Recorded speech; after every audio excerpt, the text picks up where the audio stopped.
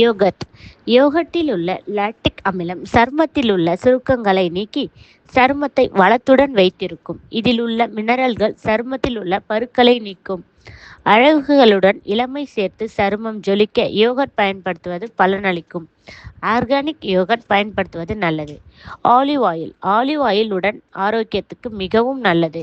அது சருமத்துக்கும் நல்லது என்பது கூடுதல் சிறப்பு. சிறிதளவு ஆலிவ் ஆயில் எடுத்து முகத்தில் தேய்த்து சற்று நேரம் கழித்து கழுவினால் முகத்தில் உள்ள வறண்ட தன்மை மாறி சருமத்தில் அழகு மெருகூறும். ஆலிவ் ஆயில் நல்ல மாய்ஸ்சரைசர், சருமத்தில் ஆழம் வரை ஊடுருவி பளிச்சென்று இளமை பொலிவுடனும் முக எழிலை கூட்டும். அதிக பலன்களுக்கு ஆர்கானிக் ஆயிலை பயன்படுத்த வேண்டும். பால் சருமம் மென்மையாக பூ போல இருக்க வேண்டுமென்றால் பால் தான் தலை சிறந்த பொருள். தினமும் சிறிதளவு பாலும் பாலேடும் கலந்து முகத்தில் தேய்க்க வேண்டும். சருமம் அதை உறிஞ்சிவிடும்.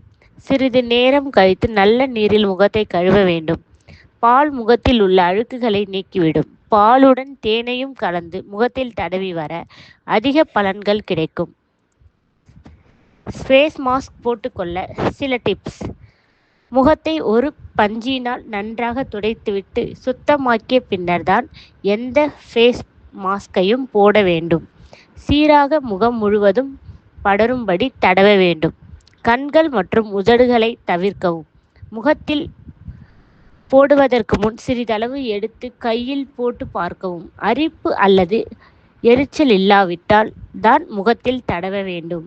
உப்பு தண்ணீர் அல்லது 1 கப் தண்ணீரில் கலக்கப்பட்ட 1 டீஸ்பூன் ஆப்பிள் சீடர் வினிகர் பயன்படுத்தி ஃபேஸ் மாஸ்கில் ஸ்ப்ரே செய்து துடைத்துவிட்டு அதன் பின்னர் முகம் கழுவினால் அதிக பலன்கள் கிடைக்கும்.